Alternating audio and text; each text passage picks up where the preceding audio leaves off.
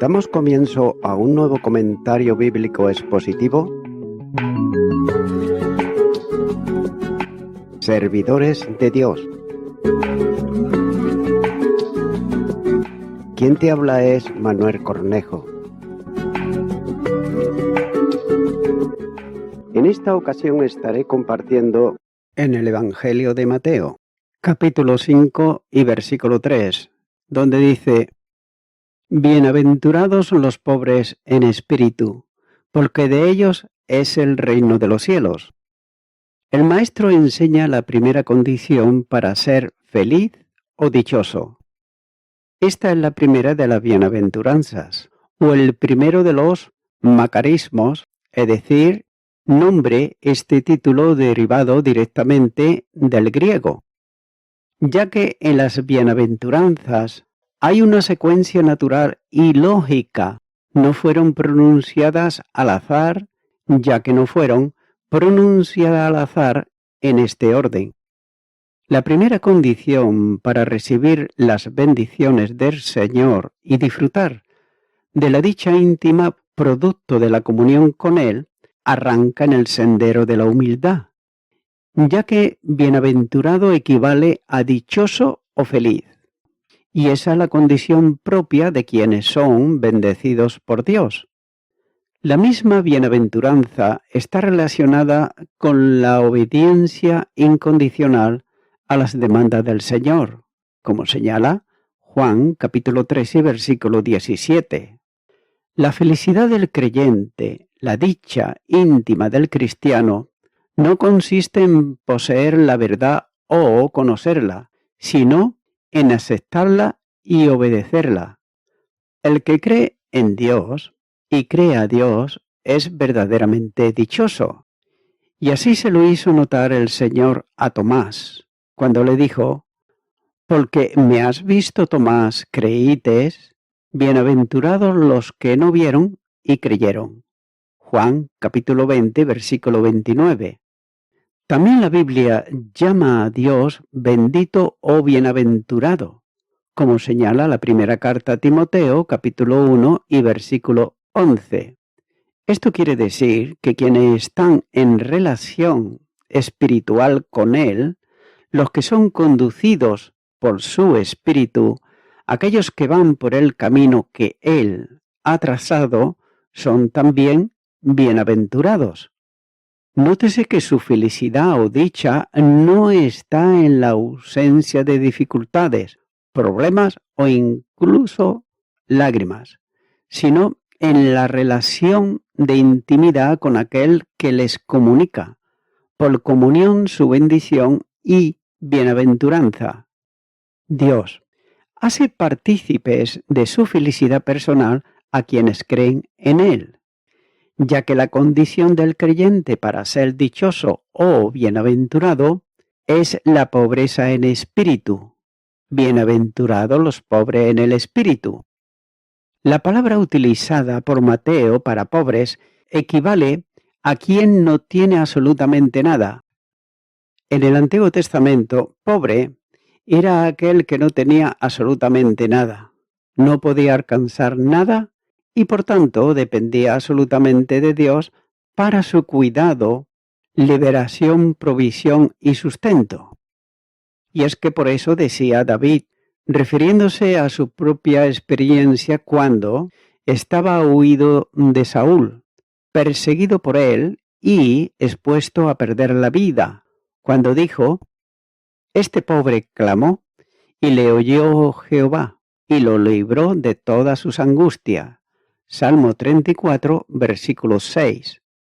Jesús no está llamando felices o bienaventurados a los pobres de espíritu. Estos nunca podrán ser felices, ya que un pobre de espíritu es un apocado, un pusilánime, aquel que no tiene deseos ni tampoco ilusión alguna para superar sus circunstancias y cambiar de vida. El Señor está hablando de los pobres en espíritu, es decir, los que son pobres respecto de su propio espíritu. Pobre en espíritu es aquel que ha perdido toda confianza en sus fuerzas espirituales y en su propia justicia personal y descansa plenamente en Dios. También es aquel que ha dejado su orgullo personal y ha superado su fortaleza humana, encontrando que no tiene ningún tipo de recurso ni tampoco esperanza alguna en todo esto. Por tanto, solo tiene el camino de clamar a Dios para decirle: Dios, sé propicio a mí que soy pecador. Lucas capítulo 18, versículo 13. Pobre en espíritu es aquel que comprende su completa miseria y no puede esperar nada de sí mismo. También es aquel que exclama, como el apóstol Pablo: miserable de mí, ¿quién me librará de este cuerpo de muerte? Romanos capítulo 7, versículo 24. Este es el que confiesa su pobreza y descansa de ahí en adelante solo en la gracia de Dios, ya que se ha dado cuenta que necesita cada vez más de esa gracia y entiende que el Señor está dispuesto a dársela conforme a su promesa, porque Él da mayor gracia. Santiago, capítulo 4, versículo 6. El espíritu humillado, la pobreza en espíritu, es lo único que Dios acepta. Y note que con cuánto énfasis lo registra en su nombre el profeta al decir: miraré a aquel que es pobre y humilde de espíritu y que tiembla a mi palabra. Isaías capítulo 66 y versículo 2. Nótese que nada hay que Dios acepte que no sea el espíritu humillado. Y así precisamente afirmaba David cuando decía: los sacrificios de Dios son el espíritu quebrantado, el corazón contristo y humillado no despreciarás tú, oh Dios. Salmo 51, versículo 17. También debe de entenderse que la salvación que abre el camino de las bendiciones, del gozo y de la bienaventuranza solo se otorgan al que viene a Dios en pobreza de espíritu, porque cercano está Jehová a los quebrantados de corazón y salva a los contristos de espíritu. Salmo 34, versículo 18. La justificación al pecador solo es posible cuando reconoce su miseria y clama a Dios por misericordia. De esa manera actuó el publicano, que siendo pobre en espíritu decía al Señor en su oración: Dios, sé propicio a mi pecador. Lucas 18, versículo 13. Pero note que el contraste estaba en la actitud arrogante del fariseo, que no se consideraba ni mucho menos pobre en espíritu, ya que para él sus virtudes y perfecciones le hacían acreedor de la gracia de Dios y le proporcionaban la justificación de sus pecados. Por tanto, no era pobre en espíritu, por cuanto era el mejor de los hombres, como se atrevía a proclamar delante de Dios en su oración, cuando dijo: Dios, te doy gracias porque no soy como los otros hombres, ladrones, injustos, adúlteros, ni aun como este publicano. Lucas capítulo 18, versículo 11. Por tanto, note que la diferencia entre ambos ilustra la situación del rico en su propia opinión y del pobre en espíritu delante de Dios, ya que el fariseo suponía que oraba a Dios, sin embargo, lo estaba haciendo consigo mismo. El publicano no se atrevía ni a mirar arriba, pero estaba siendo oído por Dios. Este último mendigo espiritual descendió justificado, mientras que por otro lado el arrogante engreído no pudo serlo, porque confiaba en su propia justicia. La consideración para la justificación se extiende también a la santificación, ya que la posición propia de la carne es la ilusoria que no real autosantificación. La posición de la vida en el Espíritu es la de dependencia absoluta de Dios en entrega personal.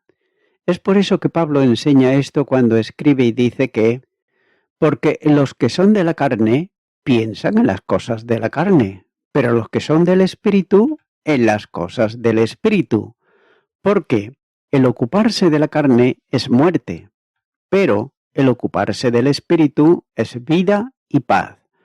Por cuanto los designios de la carne son enemistad contra Dios, porque no se sujetan a la ley de Dios, ni tampoco pueden. Y los que viven según la carne no pueden agradar a Dios. Romanos, capítulo 8, versículos 5 al 8. El pobre en espíritu es el único que puede experimentar la libertad del yo crucificado. Gálatas, capítulo 2 y versículo 20 dice: con Cristo estoy juntamente crucificado y ya no vivo yo, mas vive Cristo en mí. Y lo que ahora vivo en la carne, lo vivo en la fe del Hijo de Dios, el cual me amó y se entregó a sí mismo por mí. Nótese que su arrogancia desaparece. Su ego personal queda sustituido por el gran tú de Dios, que le hace verdaderamente libre.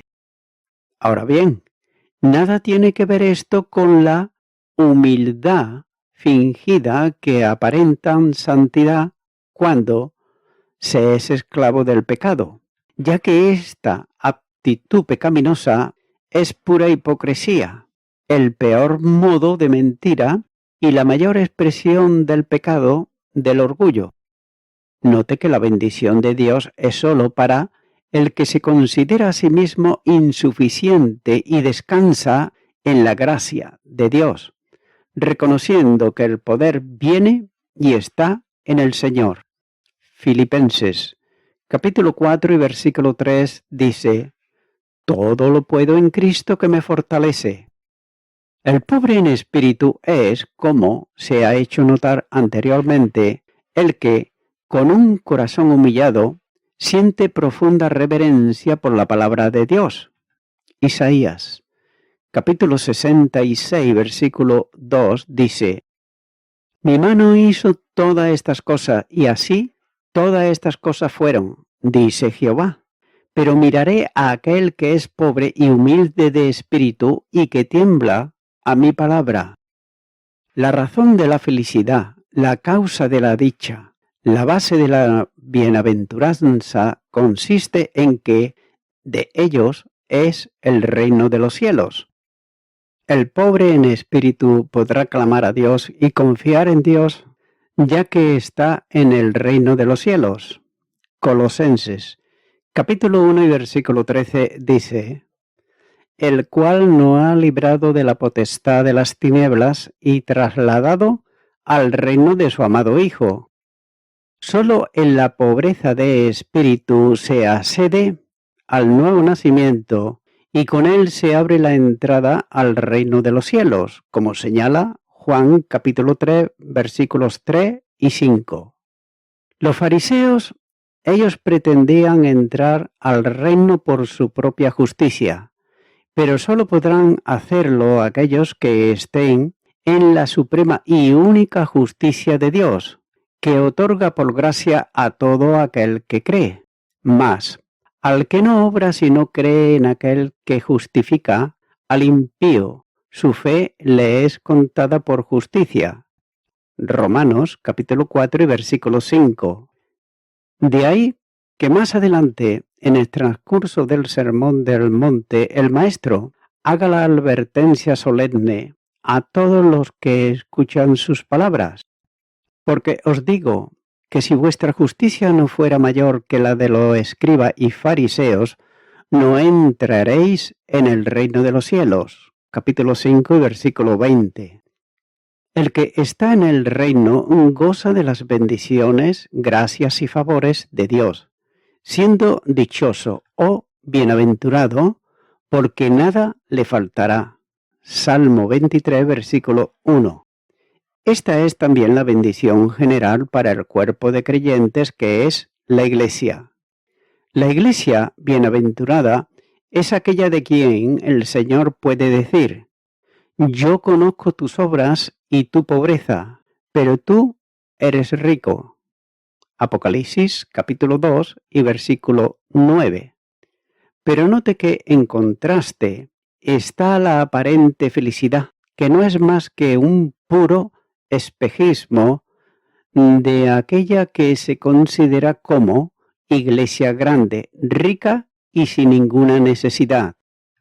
Para ella el Señor tiene también palabras que revelan su tremenda situación, cuando le dice: porque tú dices, yo soy rico y me he enriquecido y de ninguna cosa tengo necesidad, y no sabes que tú eres desventurado, miserable, pobre, ciego y desnudo.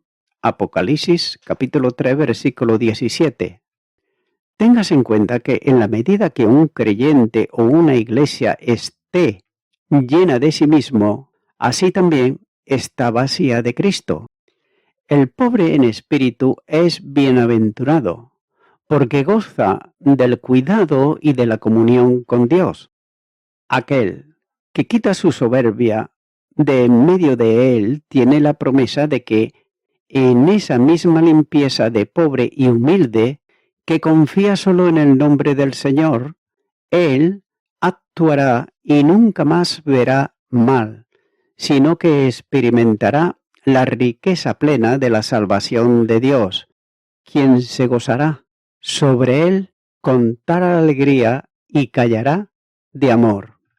Sofonías, capítulo 3, los versículos 11 y 12 dice: en aquel día no serás avergonzada por ninguna de tus obras con que te rebelates contra mí, porque entonces quitaré de en medio de ti a los que se alegran en tu soberbia, y nunca más te ensoberbecerás en mi santo monte, y dejaré en medio de ti un pueblo humilde y pobre, el cual confiará en el nombre de Jehová. Note que estos que son pobres en espíritu son bienaventurados porque todas las cosas le ayudan a bien.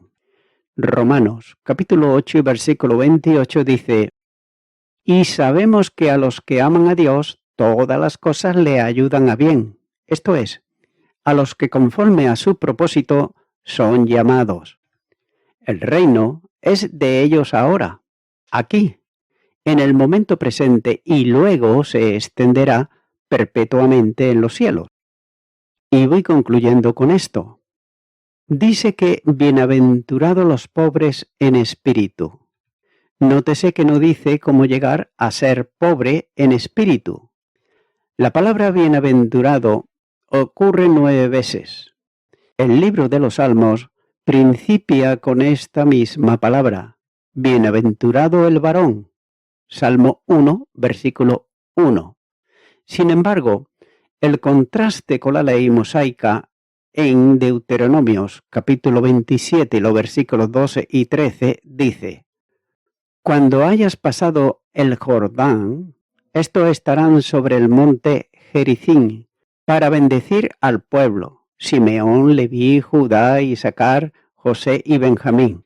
Y estos estarán sobre el monte Ebal para pronunciar la maldición: Rubén, Gad, Aser, Zabulón, Dan y Neftalí. Pero nótese que las bendiciones son dadas en el sermón del monte, ya que solo el pecador que ha sido salvado puede reconocer su pobreza de espíritu. Amigo y amiga oyente, el hombre y la mujer no pueden salvarse ellos a sí mismos, ya que todos somos pecadores y por tanto necesitamos del Salvador Jesucristo, ya que Él, siendo sin pecado, dio su vida en la cruz del Calvario a favor de toda persona que viene a Él creyendo en su obra expiatoria. Y es por ello que mi amigo, mi amiga oyente, ahora tú puedes venir en oración a Jesucristo. Sí, antes nunca lo has hecho. Te puedo guiar en una oración. Con estas palabras repite conmigo y di: ante ti vengo, Señor Jesucristo, para pedirte que me perdones, porque soy una persona pecadora. Me humillo delante de ti, Señor. Reconozco que tú eres Dios y que yo soy polvo. Me arrepiento ahora de todos mis pecados y te recibo como mi Salvador. Y quiero darte muchas gracias, Señor Jesucristo, por haber dado tu vida en la cruz del Calvario. En tu nombre, amén.